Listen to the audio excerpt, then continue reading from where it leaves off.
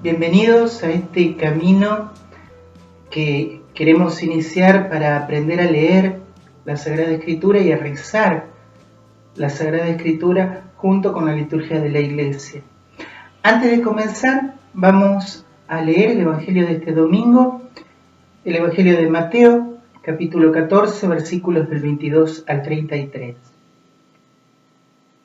Enseguida Jesús obligó a los discípulos que subieran a la barca y pasaran antes que él a la otra orilla, mientras él despedía a la multitud. Después Jesús subió a la montaña para orar a solas, y al atardecer todavía estaba allí solo. La barca ya estaba muy lejos de la costa, sacudida por las olas porque tenían viento en contra. A la madrugada Jesús fue hacia ellos, caminando sobre el mar. Los discípulos, al verlo caminar sobre el mar, se asustaron. «Es un fantasma», dijeron, y llenos de temor se pusieron a gritar. Pero Jesús les dijo: «Tranquilícense, soy yo, no teman». Entonces Pedro les respondió: «Señor, si eres tú, mándame ir a tu encuentro sobre el agua». «Ven», le dijo Jesús. Y Pedro, bajando de la barca, comenzó a caminar sobre el agua en dirección a él. Pero al ver la violencia del viento, tuvo miedo y como empezaba a hundirse, gritó: «Señor, sálvame». Enseguida Jesús le tendió la mano y lo sostuvo mientras le decía: «Hombre de poca fe, ¿por qué dudaste?». En cuanto subieron a la barca, el viento se calmó. Los que estaban en ella se postraron ante él diciendo: «Verdaderamente tú eres el Hijo de Dios». Palabra del Señor. Bueno, como les decía, este es el Evangelio de este domingo y es con el que vamos a ejemplificar o empezar a ejemplificar esto de leer la palabra con la liturgia de la Iglesia u orar la Sagrada Escritura con la Iglesia en su liturgia. ¿Por qué? Este Evangelio, este domingo, nosotros lo vamos a leer en un contexto donde se pone el acento en la confianza en Dios, en el escuchar a Dios, en el estar abierto al Señor. Si leemos la primera lectura, vamos a encontrarnos con Elías, que quiere escucharlo a Dios y no lo encuentra ni en el trueno, ni en la tempestad, sino en la brisa suave. Es decir, es la relación con Dios y en el Evangelio la relación con Jesús, el centro de las lecturas de este domingo, o uno de los temas de la lectura de este domingo. Pero, por ejemplo, este Evangelio lo volvemos a encontrar en otros momentos del año litúrgico, como por ejemplo el 18 de noviembre, que es la dedicación de las basílicas, de la Basílica de San Pedro y de la Basílica de San Pablo en Roma. Y al ser esta fiesta, al ser el Evangelio de esta fiesta, lo encontramos en otro contexto y vamos a descubrir que la primera lectura, por ejemplo, es otra, porque habla de Pablo, que también se embarca para llegar a Roma, y ahí de lo que nos quiere hablar la liturgia ese día es de la fe de Pablo y de la fe de Pedro. Y en el fondo comparar, pero comparar para bien, uniendo, complementando las dos figuras. Como ven, y como digo, el Evangelio es el mismo, pero este domingo, o el 18 de noviembre, se utiliza, o la liturgia lo utiliza de manera distinta, de manera diversa. Bueno, eso es lo que nosotros queremos ir conociendo acá, cómo la liturgia de la Iglesia utiliza estos textos, cómo utiliza la Sagrada Escritura, o mejor, cómo ora, cómo reza con la Sagrada Escritura para nosotros poder rezar también en comunidad. Y cuando digo en comunidad, me refiero no solamente a la parroquia, sino a toda la Iglesia que está orando. Acá, antes de empezar, o mejor dicho, como empezando, pero como un prólogo, hay que hacer dos aclaraciones. Primero, cuando decimos esto de aprender a orar con la liturgia, no es que la liturgia utilice los textos de manera caprichosa, porque podríamos pensar, bueno, claro, o sea, hoy es la fiesta de la Virgen y hay un pasaje del texto que más o menos se podría relacionar y lo metemos para eso, o la Iglesia lo mete para eso. No, la oración litúrgica es una profesión de fe para la Iglesia. Por eso cuando se proclama la palabra en la Eucaristía, cuando se proclama la palabra en la misa o en los sacramentos, la Iglesia no solamente está diciendo, bueno, acá hay una especie de relación, sino que nos está diciendo, estamos rezando con esta palabra. Nosotros estamos poniendo el corazón y le estamos dando a Dios nuestra voz al proclamar su palabra, porque estamos poniendo la palabra en un contexto celebrativo, pero en un contexto existencial. Estamos reconociendo que en esta palabra hay algo que tiene que ver con nosotros, o con nuestra situación, o con lo que queremos pedir, o con lo que queremos descubrir, o por aquello por lo que le queremos dar gracias a Dios. Eso por un lado. Por otro lado, esto la Iglesia tampoco lo hace caprichosamente en el sentido de, bueno, cada domingo va saliendo lo que sale. O tomamos un libro y lo vamos siguiendo y cada domingo nos encontramos con lo que nos encontremos. No, tampoco. La Sagrada Escritura, si nosotros la tomamos en su conjunto, uno diría, es muy larga, no la vamos a poder terminar de leer, porque aparte es una época en que no estamos acostumbrados a leer, pero la Sagrada Escritura en realidad está dividida de tal manera en la liturgia de la Iglesia, y sobre todo en la liturgia de la Eucaristía, en la liturgia dominical, que si nosotros leemos todos los domingos las lecturas propuestas en la Eucaristía, en la misa, es decir, el Evangelio, el Salmo, la primera y la segunda lectura, al cabo de 3 años la habremos leído casi entera. No digo entera porque no está, por ejemplo, hay algunas partes de los salmos que no están, o hay algunos pasajes que no están por una cuestión temática, pero casi entera. Y si nosotros vamos leyendo diariamente las lecturas propuestas, no solamente los domingos, sino todos los días, para la misa, de lunes a sábado, la habremos leído prácticamente entera en 2 años. ¿Por qué? Porque los domingos la liturgia sigue un ciclo de 3 años en los que se lee el primer año Mateo, el segundo año Marcos, el tercer año Lucas, y se van relacionando las lecturas con lo que se lee. Y Juan se lee especialmente en Navidad, en Pascua, y cuando se lee el Evangelio de Marcos, después de la multiplicación de los panes, también se introducen textos de Juan y del discurso del pan de vida. Y por eso digo, en 3 años, si uno sigue las lecturas dominicales, prácticamente habrá leído toda la Biblia. De lunes al sábado, la liturgia propone un ciclo no de 3 años, sino de 2, años pares e impares. El Evangelio es el mismo todos los años, pero la primera lectura y el Salmo va cambiando. Por eso, en 2 años uno también terminaría o llegaría a leer toda la Sagrada Escritura. Esto, ¿por qué lo digo? Porque intentar o querer leer la palabra con la liturgia de la Iglesia no es solamente una invitación a leerlo en la comunidad para ser más fraterno, que lo es, sino también abrirse a la casi totalidad de la Biblia, porque muchas veces nosotros cuando oramos, ¿con qué oramos? El Evangelio, los Salmos, algún texto narrativo del Antiguo Testamento que resulta más fácil, pero por ahí tal vez los profetas, Oseas, Amós, Miqueas, o otros textos del Antiguo Testamento, incluso el Deuteronomio, que resulta muy árido, no lo tocamos. Al rezar con la liturgia de la Iglesia, también rezamos con estos textos. Ahora, ¿cómo hacemos? Obviamente empezamos hoy el camino, vamos a tener varios videos para ir explicando cómo la liturgia de la Iglesia toma los textos de la Sagrada Escritura, pero lo primero que tenemos que hacer es prestar atención al detalle. ¿Qué quiero decir?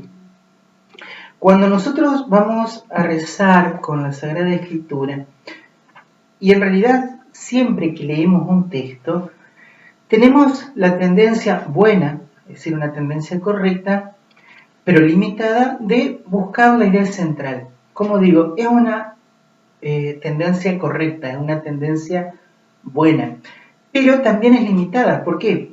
Porque si nosotros buscamos la idea central, nos encontramos con la idea principal. Pero en un texto, la idea principal no es la única.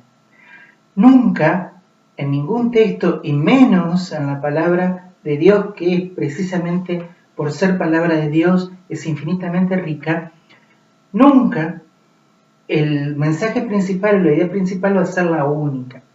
Pero hoy cuando nosotros leímos el Evangelio del domingo que viene, si queremos resumir, podríamos decir, bueno, el corazón de la lectura está en que Jesús camina sobre el agua y que Pedro quiere hacer lo mismo, pero se empieza a hundir hasta que Jesús lo ayuda. Y la habremos entendido porque esa es la idea principal. Pero fíjense cómo empieza la lectura. Enseguida Jesús obligó a los discípulos a que subieran a la barca y pasaran antes que él a la otra orilla, mientras él despedía a la multitud. Primer versículo, y antes que se nos hable de que Jesús camina sobre el agua, ¿de qué se nos habla? De que Jesús el que invitó a los discípulos a subir a la barca, de que Jesús no subió a la barca, de que Jesús le pidió que ellos se adelantaran, de que Jesús les pidió que entraran en el mar mientras él se ocupaba de la multitud, de que Jesús, dice en realidad el texto, obligó a los discípulos a que subieran a la barca, lo que quiere decir que tal vez algunos de ellos no lo querían dejar solo, o que no querían subir, no se animaban a subir a la barca sin él. Es decir, fíjense, primer versículo y sin llegar a la idea central, tenemos un montón de ideas. Y son ideas que después van a resultar importantes a la hora de descubrir cómo la iglesia reza con la palabra. Pero entonces, lo primero que tenemos que hacer es esto, es decir, prestar atención a los detalles del texto. Leer el texto y masticarlo, rumiarlo, saborearlo. Insisto, prestar atención a los detalles. Y acá hay un ejercicio que nos puede ayudar mucho, que es el de la puntuación del texto. Que esto uno podría decir, bueno, puede parecer un poco infantil o decir, bueno, es infantil o al menos como que estamos volviendo a la escuela, pero en realidad nos sirve mucho. ¿Qué quiero decir con esto de la puntuación? Fíjense, nosotros tenemos, por ejemplo, en el Evangelio del domingo, tenemos 11 versículos. Lo buscamos en la Biblia y tenemos 11 versículos. En estos 11 versículos, vuelvo a insistir, Mateo 14, del 22 al 33, nosotros podríamos preguntarnos, bueno, del 1 al 11, ya que son 11 versículos, vamos a darle importancia. Es decir, el 1 es el más importante, el 11 el menos importante. A cada versículo, ¿qué número le pongo? Del 1 al 11, el 1 es el más importante, el 11 el menos importante. El primer versículo es 1, 2, 3, 4. El segundo versículo es 1, 2, 3, 11. Esto parece, como digo, un poco infantil o puede parecer, a alguno le puede resultar un poco tonto, pero en realidad, ¿a qué nos obliga? Precisamente a prestar atención a los detalles y a ver cuáles son las ideas que contienen cada versículo, además de la idea central del texto. En este primer versículo, Jesús obligó a los discípulos a que subieran a la barca y pasaran antes que él a la otra orilla, mientras él despedía a la multitud. Si yo pienso después que Jesús va a caminar sobre el agua, acá, este versículo, ¿qué importancia tiene? Es decir, Jesús, ¿por qué los obliga a subir a la barca? Tal vez ya sabe lo que va a hacer, necesita que ellos estén ahí. Si Jesús no los hubiera invitado, obligado, no los hubiera pedido subir a la barca, tal vez después no podría haber ido a su encuentro. Entonces, este versículo, como introducción, es importante, pero ¿qué es más importante? ¿La manifestación que va a hacer Jesús o que Jesús les pida que vayan al mar porque se les va a manifestar? Obviamente que acá no tenemos una respuesta absoluta, porque uno podría decir, no, lo más importante es que Jesús se va a manifestar. No, lo más importante es que Jesús los invite a que reciba su manifestación. Para unos puede ser importante una cosa, para otros puede ser importante otra, pero lo importante es que nos demos cuenta de esos matices. Porque lo importante no es decir, no, es este el centro o es este otro el centro. Este ejercicio de puntuar los versículos en realidad nos ayuda no tanto a descubrir lo más importante que puede ser, sino sobre todo a descubrir lo que cada versículo contiene. Esto que yo les decía de prestar atención al detalle, porque si no, nosotros nos podemos ir en la generalidad, poner atención a la idea global y olvidarnos que junto con una idea central, como les decía, la palabra contiene muchas otras ideas. Esto es lo primero que hay que hacer.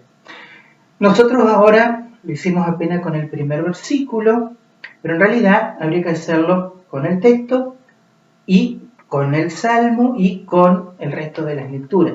Ustedes dirían, bueno, pero si hacemos eso vamos a perder muchísimo tiempo. Acá agrego una aclaración o hago una aclaración.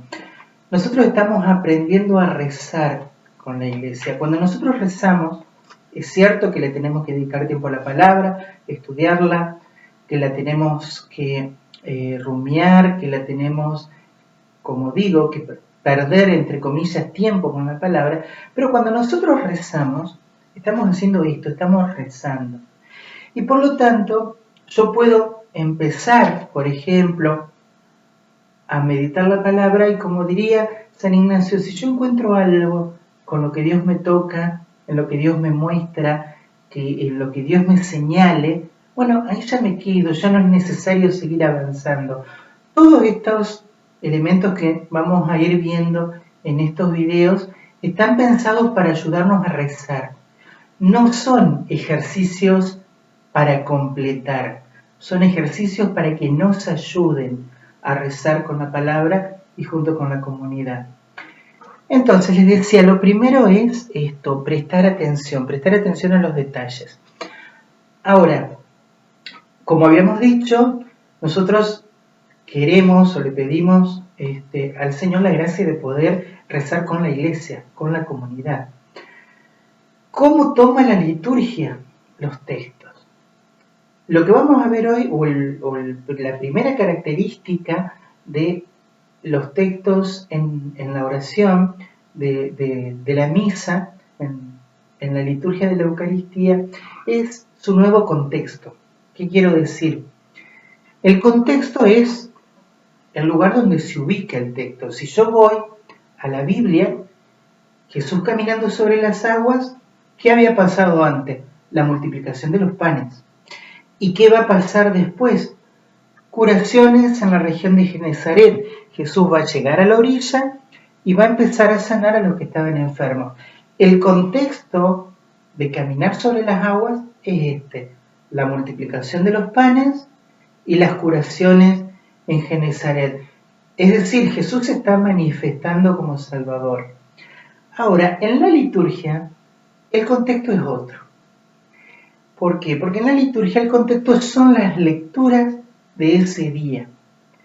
Como yo les decía, este domingo, por ejemplo, este domingo nosotros tenemos la primera lectura del libro de los Reyes, del primer libro de los Reyes, en el capítulo 19, en donde, como digo, Elías va hacia la montaña de Dios y Dios le dice que salga, que se quede en la montaña delante del Señor, y en ese momento el Señor pasa y sopla un viento huracanado, que resquebraja las rocas delante del Señor, pero el Señor no estaba en el viento, y no estaba en la tormenta, y no estaba en el terremoto, y Elías lo termina escuchando en la brisa suave.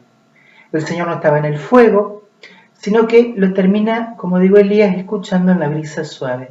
Y después tenemos el Salmo 84, entre paréntesis 85, con el que vamos a repetir en la liturgia: muéstranos, Señor, tu misericordia y danos tu salvación. Fíjense, este es el contexto del Evangelio de este domingo. Es decir, Elías que quiere escuchar al Señor. Esto lo dijimos al principio. Si yo, o mejor dicho, que lo escucha en la brisa suave, si yo ahora comparo con el Evangelio, me voy a encontrar con una cosa aparentemente distinta, porque estamos con Pedro en medio del mar, con Pedro y los discípulos en medio del mar, primero creyendo que Jesús es un fantasma, después descubriendo que Jesús queriendo ir hacia él, pero empezando a hundirse, y Jesús que le dice, bueno, ¿por qué dudaste? O sea, lo ayuda cuando él le grita, Señor, sálvame, y Jesús le dice, hombre de poca fe, ¿por qué dudaste? Aparentemente distinto. Sin embargo, fíjense que en la primera lectura, el texto dice, habiendo llegado Elías a la montaña de Dios del Horeb, entró en la gruta y pasó la noche. Allí le fue dirigida la palabra del Señor, sal y quédate de pie en la montaña.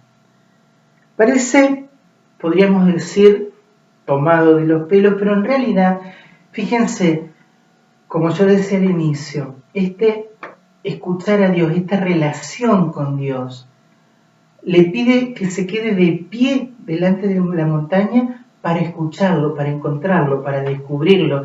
Y Elías tiene que hacer un esfuerzo porque no lo escucha ni en el trueno, ni en el terremoto, ni en el fuego, ni en el viento. Lo escucha recién en el rumor. Bien, a Pedro es invitado, aunque lo pide él, pero a caminar hacia Jesús. También, podríamos decir, levantado, caminando, y también tiene que hacer un esfuerzo, y un esfuerzo en el que Pedro empieza a dudar, en el cual, como diría San Agustín, deja de ver al Señor y empieza a hundirse. Fíjense que permanecer de pie, ir hacia el Señor, estar atento al Señor que viene, en el fondo es una cosa común entre las dos lecturas. Por eso digo, lo que el leccionario hace, cuando hablo del leccionario, perdón, esto me lo olvidé al principio, nosotros en la liturgia, los domingos, leemos el texto no directamente de la Biblia, sino del leccionario, que son los textos bíblicos ya acomodados impresos para ser leídos. En el domingo que viene, en el leccionario ya está la primera lectura de Reyes, el Salmo 84, la lectura de Pablo y después el Evangelio. Vamos a ver también después por qué un leccionario y por qué no directamente de la Biblia, pero ahora al menos les decía esto de la relación entre las lecturas. Cuando el leccionario coloca esta primera lectura con este Evangelio, ya nos está orientando a una determinada idea. Es decir, nos está señalando o subrayando una determinada idea en el texto. Por ejemplo, yo les decía que este Evangelio se vuelve a repetir el 18 de noviembre en la dedicación de las basílicas de San Pedro y San Pablo. Pero ahí, como les decía, la primera lectura no es esta. La primera lectura es a Pablo también navegando camino a Roma. Es decir, se compara la fe de los dos, de Pablo y Pedro, y se nos muestra cómo Jesús, el Padre, el Espíritu Santo, a los dos le va marcando el camino.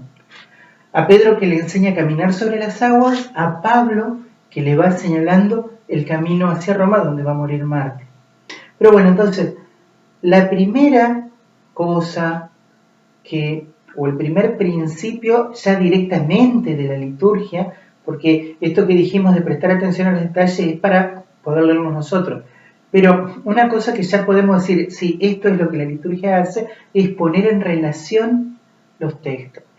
Y es ahí donde nosotros tenemos que prestar atención, ver qué relación existe entre los textos del día. Bueno, acá empiezo a cerrar, después vamos a seguir viendo otros detalles u otros elementos para leer los textos dominicales, pero hago una última aclaración. Verán, yo les decía que esto de seguir la liturgia Es una invitación a rezar con la iglesia, a rezar con la comunidad, a rezar con la iglesia desparramada en todo el mundo e incluso en todo el tiempo, porque ustedes imagínense que a pesar de que el leccionario no tiene 2000 años, el leccionario, el que usamos nosotros hoy, se confeccionó en la década del 70, pero toma elementos mucho más antiguos. Por ejemplo, las lecturas de Navidad son por lo menos del siglo IV. Es decir, el leccionario tal como está hoy es del 70, pero recopila y pone en orden y toma muchísimos elementos de la tradición. Como digo, cuando nosotros rezamos con el leccionario, imagínense que rezamos con la iglesia no solamente extendida geográficamente, sino también en el tiempo. Con estas personas, con estos cristianos que en el siglo IV rezaban con las mismas lecturas el día de Navidad, con mi abuela, con mi mamá, que en las misas escuchaban estos evangelios, con todas las generaciones que nos van a seguir mientras tengamos esta celebración, porque van a celebrar con los mismos textos. Y digo mientras tengamos, pero en realidad, como acabamos de decir, la iglesia nunca borra un saque lo anterior, sino que simplemente lo va renovando. Pero la segunda cosa es que la importancia de rezar con la liturgia es que nos permite abrir también el corazón y la cabeza, porque vieron que cuando uno reza, naturalmente, y esto es así y no es nada malo, pero naturalmente cada uno tiene sus motivaciones o sus intenciones o sus expectativas. Vieron que, por ejemplo, hay gente que reza con la Biblia y siempre encuentra el tema de, por ejemplo, la paciencia y que tiene que ser paciente y que Dios le muestra cómo ser paciente. Otro que lee la palabra y siempre descubre lo que tiene que ver con la escucha, con la palabra, con el prestar atención. Otro el tema de los pobres, otro el tema de la misericordia. Y eso está bien. Pero si nosotros nos quedamos solamente con eso, o sea, con nuestra expectativa y lo que naturalmente nos sale, en el fondo la terminamos empobreciendo a la palabra. Nosotros vamos a ver, y esto es lo último que digo, que cuando empezamos a descubrir cómo la liturgia lee la palabra, vamos a encontrar cosas que nosotros no esperábamos. O sea, es decir, vamos a prestar atención, como decía hoy, en cosas que la liturgia subraya y a las cuales nosotros no le hubiéramos prestado atención de otro modo. Por eso es tan importante aprender a rezar con la iglesia que reza la Sagrada Escritura. Vamos a terminar ahora rezando el Salmo de este domingo y lo vamos a explicar después en los próximos videos, pero lo vamos a hacer tal y como lo hacemos en la celebración, es decir, repitiendo la antífona. Muéstranos, Señor, tu misericordia y danos tu salvación. Muéstranos, Señor, tu misericordia y danos tu salvación. Voy a proclamar lo que dice el Señor. El Señor promete la paz para su pueblo y sus amigos. Su salvación está muy cerca de sus fieles y la gloria habitará en nuestra tierra. Muéstranos, Señor, tu misericordia y danos tu salvación. El amor y la verdad se encontrarán, la justicia y la paz se abrazarán. La verdad brotará de la tierra y la justicia mirará desde el cielo. Muéstranos, Señor, tu misericordia y danos tu salvación. El mismo Señor nos dará sus bienes, y nuestra tierra producirá sus frutos. La justicia irá delante de él, y la paz sobre la huella de sus pasos. Muéstranos, Señor, tu misericordia, y danos tu salvación. El Señor esté con ustedes, y que descienda sobre ustedes, sus familias y sus amigos, y los acompañe siempre, la bendición de Dios Todopoderoso, Padre, Hijo y Espíritu Santo. Amén. Bueno, muchísimas gracias por acompañarnos y nos encontramos en el segundo video.